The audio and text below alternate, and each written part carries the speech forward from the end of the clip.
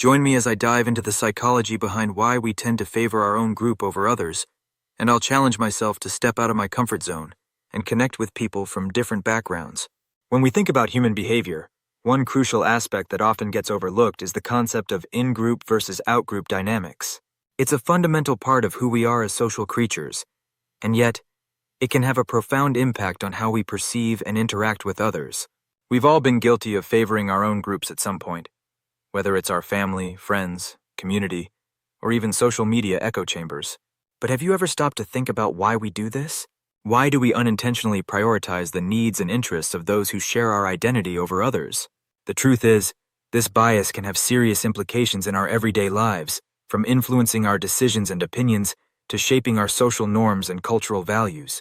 This favoritism can lead to a blindness to the experiences and perspectives of others, causing us to make judgments based on incomplete information. It can also create a sense of us versus them, which can further polarize and divide our communities.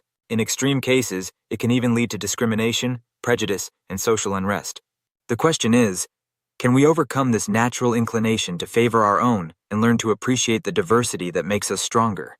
One theory that sheds light on this phenomenon is social identity theory. This concept suggests that our sense of self is deeply rooted in our group memberships, and that we tend to evaluate ourselves based on how our groups compare to others. This can lead us to accentuate the positive aspects of our in-group and downplay the negative, while doing the opposite for out-groups.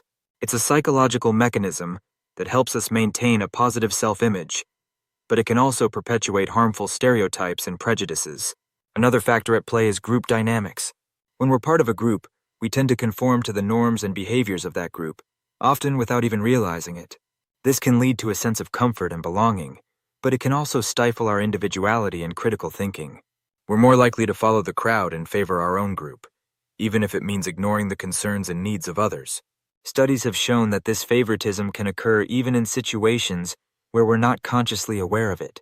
For example, research has found that people are more likely to help someone from their own social group than someone from a different group, even if the person in need is more deserving of assistance. This unconscious bias can have far-reaching consequences, influencing everything from juror decisions to hiring practices. One surprising finding that highlights the extent of this favoritism is the fact that even minimal group distinctions can lead to discrimination. In one famous study, participants were divided into arbitrary groups and showed a strong bias towards their own group, even though the groups were essentially meaningless. This demonstrates just how easily we can fall into the trap of favoring our own, and how it can be a deeply ingrained aspect of human nature. In summary, while it's natural to have a sense of loyalty and affiliation towards our own groups, it's essential to recognize the dangers of unchecked favoritism. By understanding the psychological mechanisms that drive this behavior, we can take steps to overcome our biases and foster a greater sense of compassion and empathy towards others.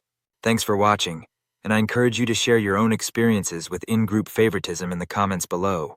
Don't forget to check out my next video, where I'll explore ways to overcome our biases and become more open-minded individuals.